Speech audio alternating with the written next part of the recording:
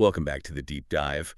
Today, we are wading into territory that is, to put it mildly, dense. Dense is probably the polite word for it. It is. I've got this document here, the Adrenochrome Conspiracy, The Nazi Heritage of the Global Elite by Zach Jones. And, I mean, it's a lot. It's a text that doesn't just ask you to suspend your disbelief. It asks you to, throw it out the window and maybe back over it with your car. Yeah, that's a good way to put it.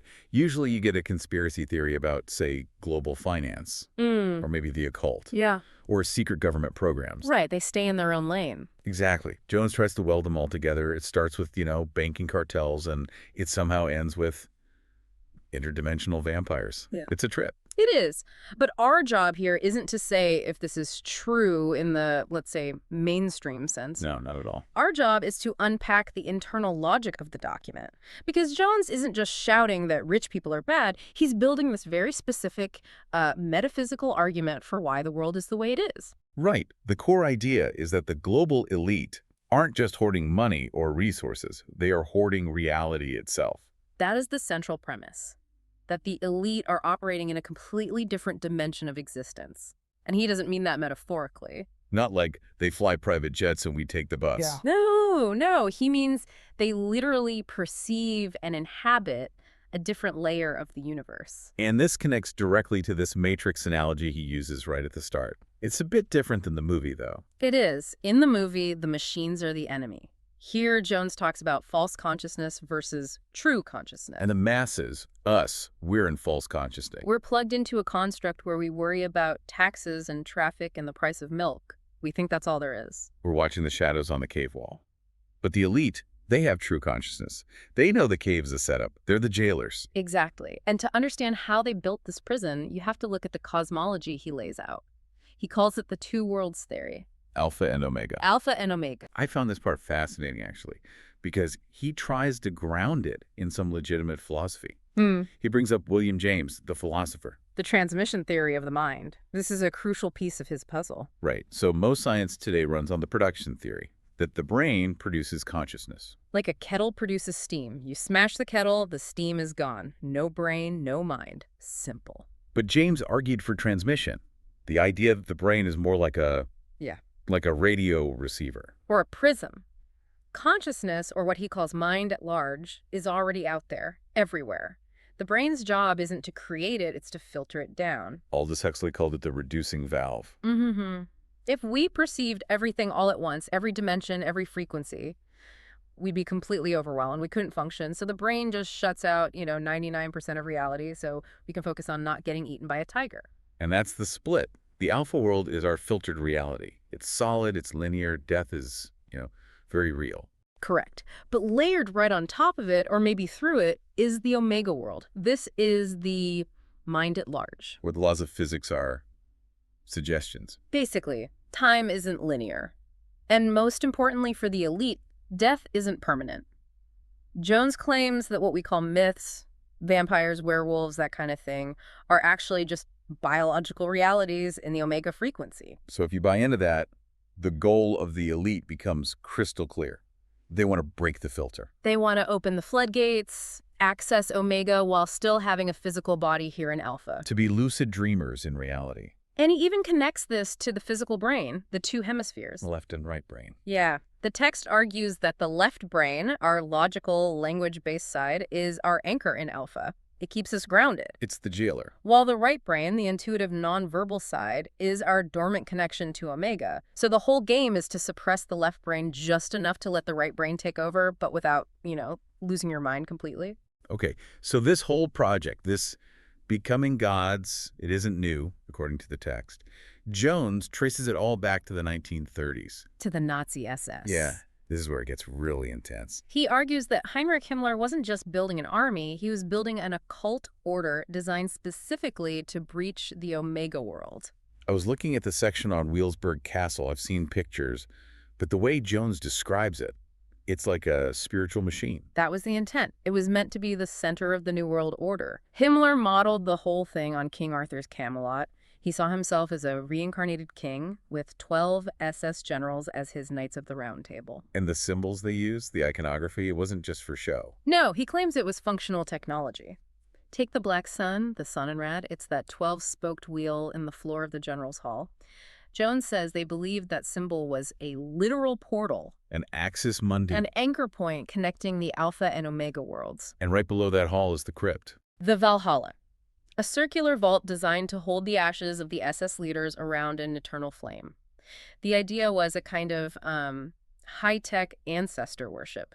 Keep the physical remains, the Alpha part, in that charged space, and you maintain a permanent link to their spirits in Omega. And Jones argues that this project never actually died. It just went underground. He claims that today's global elite, the big dynastic families, they've adopted this exact same theology.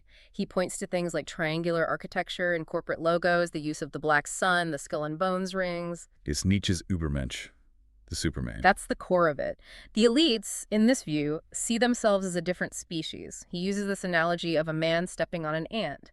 You don't feel moral guilt about it. Because to them, we're just troglodytes. We're sleepwalking. And that dehumanization is absolutely necessary for the next part. Because to access Omega, they need more than a castle. They need a key. A chemical key. And this is the darkest, most infamous part of the whole document. Adrenochrome.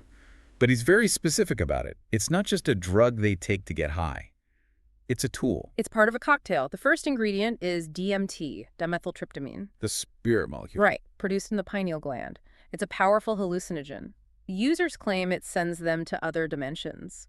But the text highlights a problem. DMT is chaotic.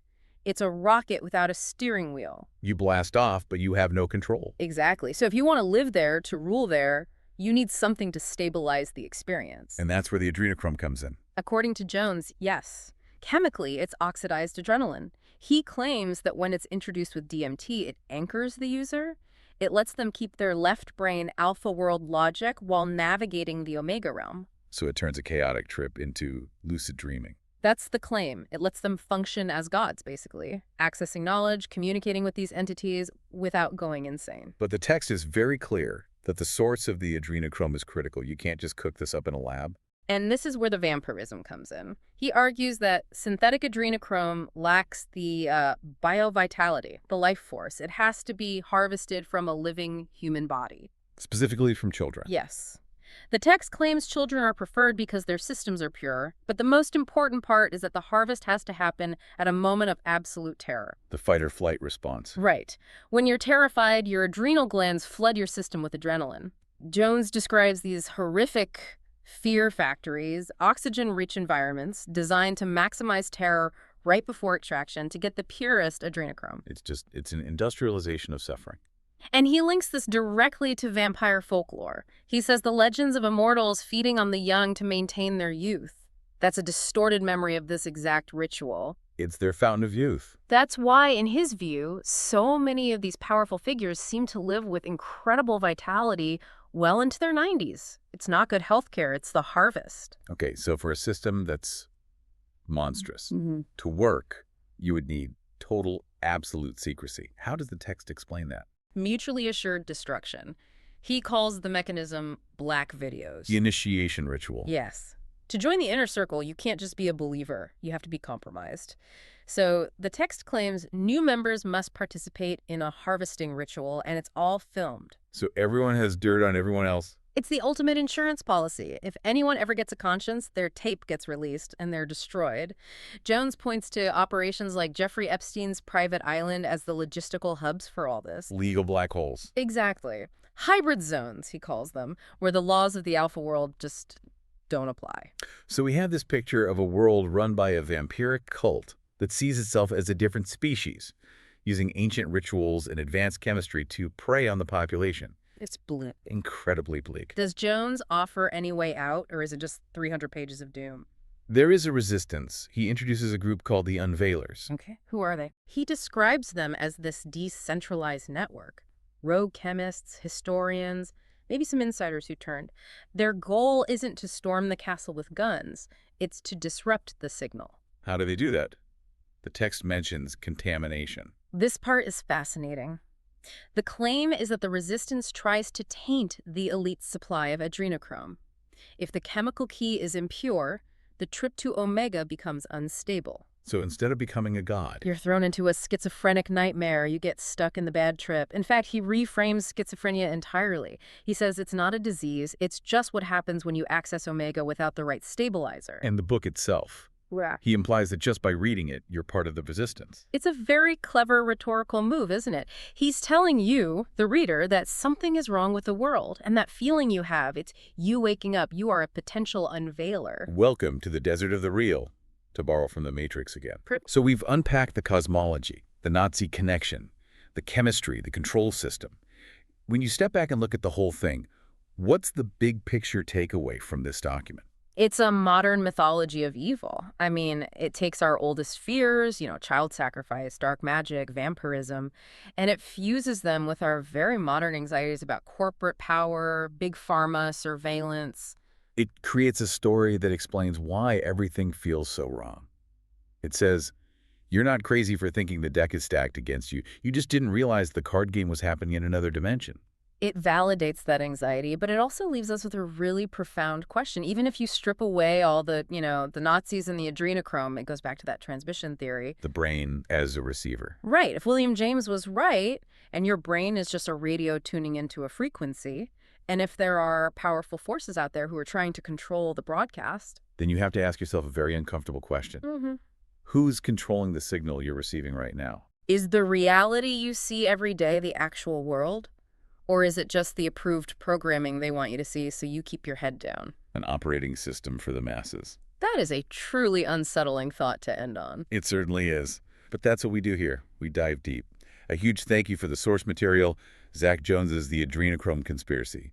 Definitely gave us a lot to think about. Can remember to question the signal. Thanks for listening. We'll see you in the next deep dive.